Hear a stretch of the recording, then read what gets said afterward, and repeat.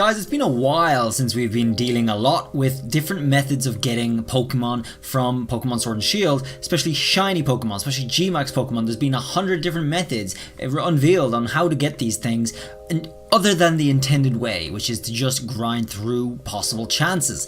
Now, of course, we know with shiny G-Max, guys, you can't grind through possible chances in that. They are just way too rare, and even if you do manage to somehow defy all odds and defy the gods themselves and manage to find yourself a shiny G-Max Pokemon in a den without doing any exploits or any other methods, guys, the chance you catch that is even lower. So, you know, it's not a practical way to do this. So a lot of new methods came out, and guys, people have been struggling to understand what counts as legitimate, what counts as legal, what counts as hacked, what, okay? There's all these questions, so we're going to answer that. We're going to go through this. I'm going to give you my own 2 cents, and I'm going to compare it to an article from a very popular outlet as well that is backing up what I say, actually. I was waiting for this. I was waiting for some argument like this to come out that defied against the purists who say only Pokemon done the intended way count, and that's not true.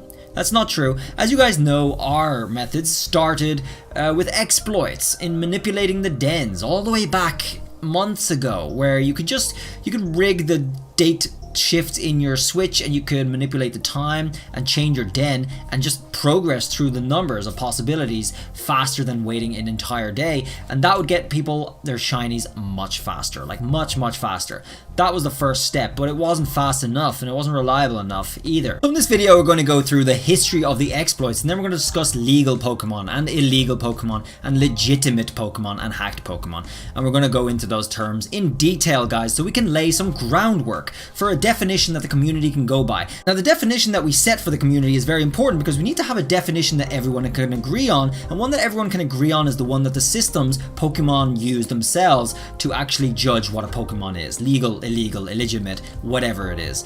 And that's very important because it's important that we don't use definitions by purists who just don't like how the Pokemon came about, because a lot of people are going around saying that Pokemon's hacked, that Pokemon's illegal, it's going to get you banned, when it's actually not true. And that's dangerous to have false claims like that, so we need to set the groundwork. First, guys, we're going to start with the history of the methods of how to get these shiny Pokemon. Welcome, by the way, to my catalog of videos. We're going to go look through the progress of how our exploits have evolved over the days. This was complete control over raid dens, which showed you that you can go into the invite and change the day on your Switch and progress a day to completely change the Pokemon. We also learned that the first, second, and third slots were static as you rolled through the days, and the fourth den was the one that changed, which is what gave you complete control over the dens back then. That was 4 months ago, back when we had a humble 8K viewers on a very popular video. You can see compared to that, this was like, what, a week before, and I had 388. You know, there was a big stark difference. This was the moment where it started. But moving on, guys, we went to the fastest shiny G-Max, which was manipulating promoted dens as well. And that was dropping a wishing piece into promoted dens, or any dens, to try and get a promoted, so you could control the shinies using this exploit here. There's also issues about, you know, using the egg evolve glitch to actually evolve Pokemon that are not supposed to evolve by changing their gender, such as male Salazzle into male Salandit into female Salazzle, which was particularly useful for shinies, and the same thing worked with Combee and Vespiquen, and that was very useful for a lot of people who were disappointed about getting the male equivalent of their shiny, so they were able to get the female evolved form. Then came the fourth step method, which was to step forward one den by pushing forward, by checking your fourth frame and then saving or restarting and then saving after one check, so you could move the fourth frame up one, and that would allow you to progress through days for possible variable shinies, and that was able to help you guys manipulate controlling and getting a shiny G-Max in particular, so you were able to exactly manipulate what shiny you got as opposed to just getting any shiny like before.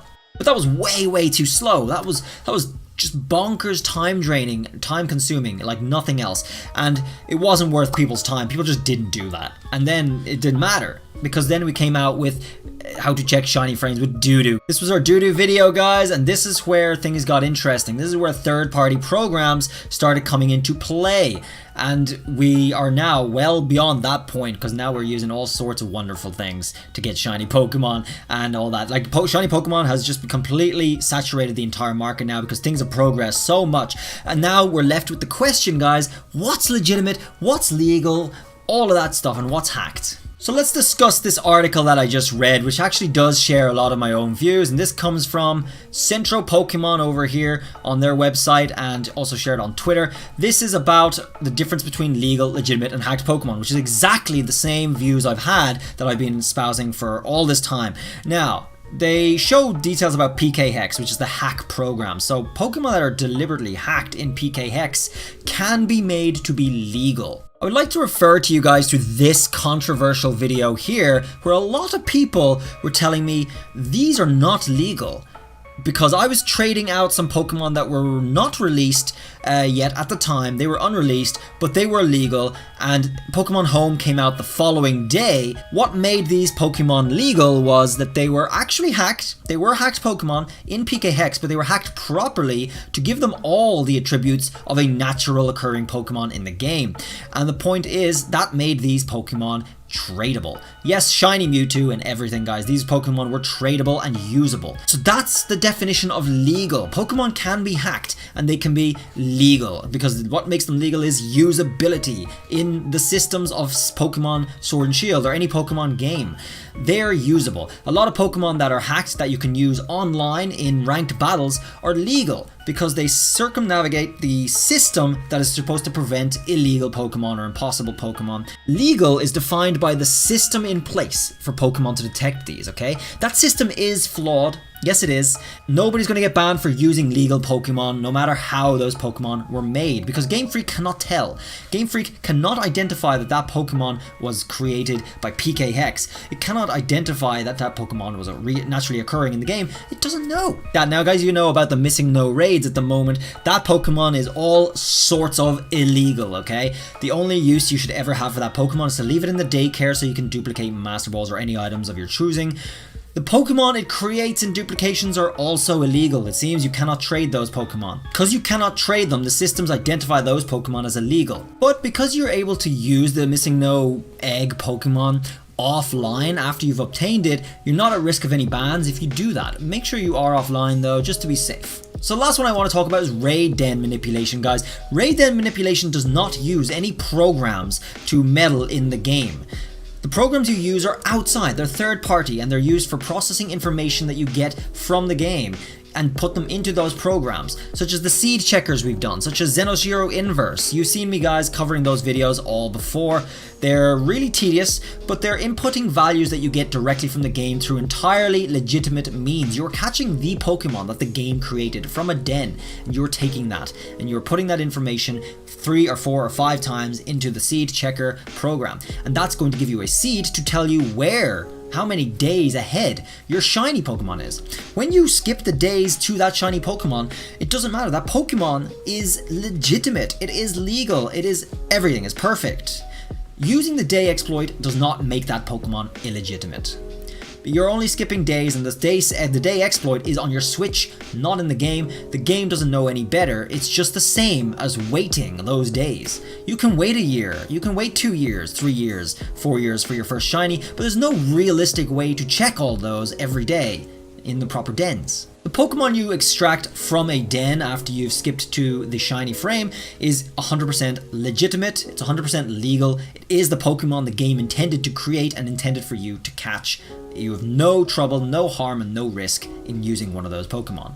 This article explains that a legal Pokemon is a Pokemon that has characteristics within the game that the game allows. This means that a certain Pokemon is legal if and only if, in one way or another, it can be obtained with those characteristics without an unofficial tool. So it explains some examples, guys. If you get a shiny Mewtwo with stamps and you were able to legitimately get that in a game somehow and bring it to Pokemon Sword and Shield, that is legal. And so if you use a third-party program or a hack to make the exact same Pokemon, it's still legal.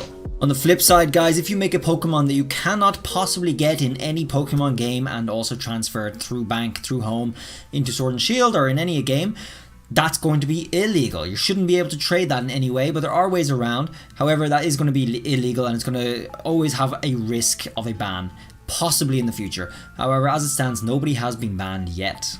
Now, there were points in the past where they did stop those Pokemon. For example, Mewtwo. People were trying to trade these, and they weren't able to trade them because they were illegal. And that setting was changed when Pokemon Home was released, so people could bring in their Mewtwo's. And so hacked Mewtwo's were legal again, and you were able to bring them into the game. And it says the legality, the legal of a Pokemon, does not depend on the method by which it was obtained. So if it was hacked, but PK, Hex, power saves, the characteristics, so long as they are in the game naturally occurring or somehow, they are legal. And like I said, guys, if you are able to use a Pokemon in a battle or trade it, that does not necessarily mean it is legal, because like I said, you can sometimes use illegal Pokemon, because it does explain some cases illegal Pokemon do get through and you can use them. But that's not supposed to be the case in most cases. It's not doable and you do get stopped, but you don't get banned, because it just stops you from doing it in the first place. However, if someone does manage to end up using an illegal Pokemon in a competition, you might get banned in the future, if they even have the ability to do that. So far, nobody has been banned. We don't know what their capabilities are.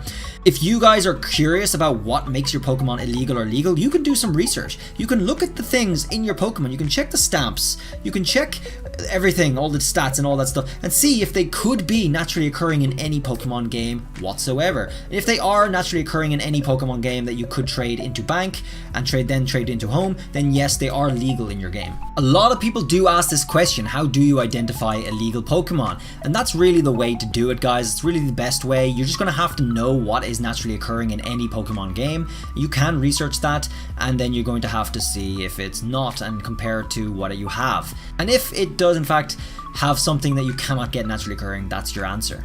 As for hacked Pokemon, guys, I did go into that already. Hacked Pokemon doesn't matter. It doesn't matter if it's hacked, so long as it could be legal. Using hacks, guys, you can create illegal Pokemon and you can create legal Pokemon, but none of them are legitimate. Legitimate Pokemon from this case, guys, are Pokemon you obtain naturally occurring in the game. So to summarize, guys, Pokemon you obtain from the Missing Node dens are purely illegal, but you can get items from them which are usable and legal and not detectable.